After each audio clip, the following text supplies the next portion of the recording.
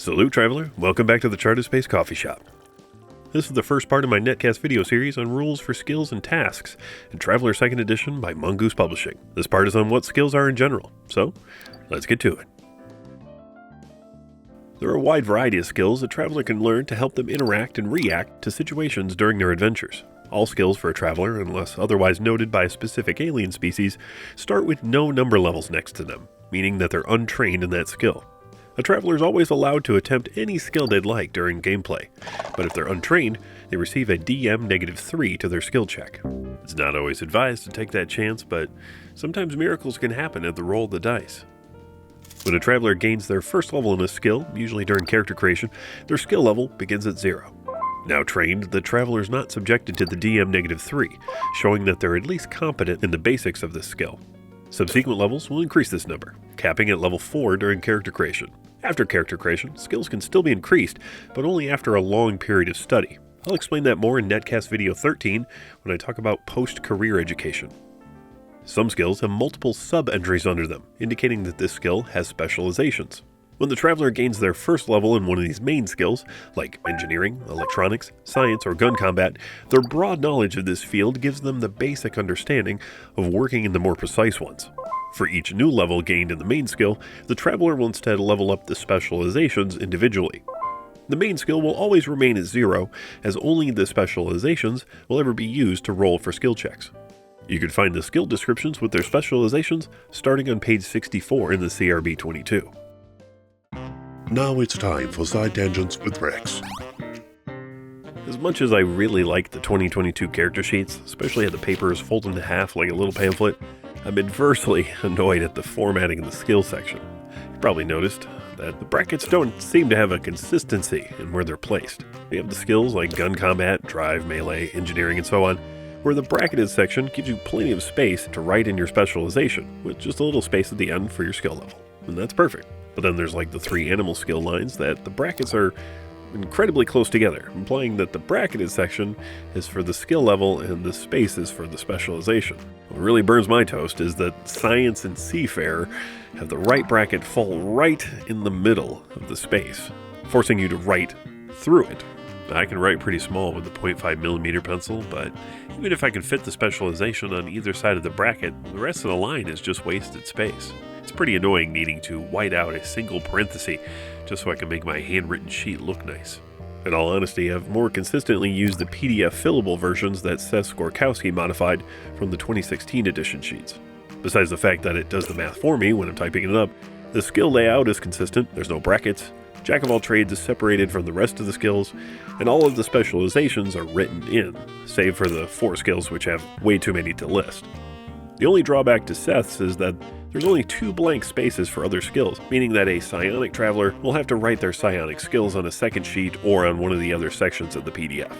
As always, it's not my purpose to rag on Mongoose here, but only to give constructive criticism and to make new Travelers aware of other options out there. I'm sure Mongoose has heard it enough over the last couple years, so I won't drag it out. With the launch of the new Pioneer game on Kickstarter, I really hope that they can keep careful watch over their formatting. Traveler's compelling universe and gameplay has outweighed any of the complaints I would have with little things like this, but a brand new game is going to be scrutinized a lot more. Anyway, tangent over. Most of the skills are pretty straightforward in their descriptions, and the CRB has a list of several examples for each skill for when a Traveler can roll for them during gameplay. There are a few skills, though, that have some special rules and descriptions that need a little bit more explanation. On page 69 of the CRB 22 is the description of a rare and powerful skill called Jack of all trades, or Jack OT for short. This skill has no level 0, going from levels 1 to 3, and can only be leveled up during character creation. For each level a Traveler gains in Jack OT, the Traveler reduces the negative DM received for making a skill check untrained. For example, a Traveler with Jack OT 1 can make untrained skill checks at a DM -2, and Jack OT 3 completely negates the penalty altogether. Next is Profession, a skill that indicates how trained a Traveler is at producing goods and services. Unlike other skills with specializations, levels in Profession do not give the Traveler access to the other specializations that could be taken. Having a 0 in Profession means the Traveler has the basic idea of how to work for a living, but putting levels in a specialization is experience in that particular field of work. There are example specializations listed in the CRB, but a player can really pick any industry conceivable. Check with your referee during character creation for some ideas that may fit well into your adventure. At its most basic, the profession skill is used to make money during downtime. A traveler can roll a profession check during a month of down period to gain 250 credits times the effect of their roll. I'll be going over what an effect is in the next video.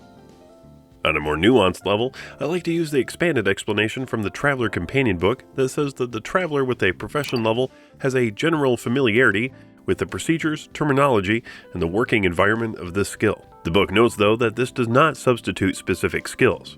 For example, a traveler could select something like Profession Air Raft Sales. They may have the knowledge of how an air raft functions, knowledge about different manufacturers, and the value of certain models of these vehicles, as well as the etiquette and social environment of salesmen, but this profession skill does not replace the persuade skill when trying to buy or sell an air raft, nor does it replace the mechanic skill when trying to fix one.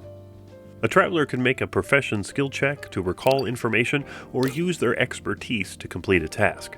This can be stretched a bit in interpretation to involve similar or related fields at the referee's discretion and with the possible application of making a check a little more difficult.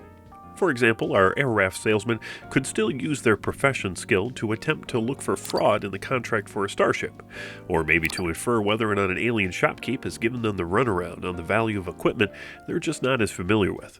Once you get more comfortable playing Traveler, I highly recommend checking out page 43 of the Traveler Companion 24 and the article written by Martin Dougherty on page 65 of JTAS Volume 13. Each of these gives much better alternative rules for art, melee, profession, science, and tactics, restructuring or expanding on how the skills work. I especially like the retreatment of the science skill, because the vanilla rules make it a super skill where physicists are also competent psychologists, roboticists, biologists, and, well, every other kind of ologist. Instead, these alternate rules group these specialties into fields of study, where a traveler gains a level 0 in all the specialties of the selected field, but they're untrained in the other fields. Both the companion section and the JTAS article have pretty much the same information, with the exception that the companion has a breakdown of the art skill, and the JTAS article has an expansion for tactics. Your traveler is created and is well and capable in many areas, but how do they use these skills during their adventure? In the next Netcast video, I'll be going over how to perform tasks and checks during gameplay. This is Rex with the Charter Space Coffee Shop. If you like these videos, do me a solid and hit any and all of those beautiful buttons down below to like and subscribe. If you'd like to support the channel, head on over to the Nuclear Sunrise page on Ko-fi.com and buy my Terran producer a cup of Joe sometime. Godspeed, Traveler, and I'll see you in the next one.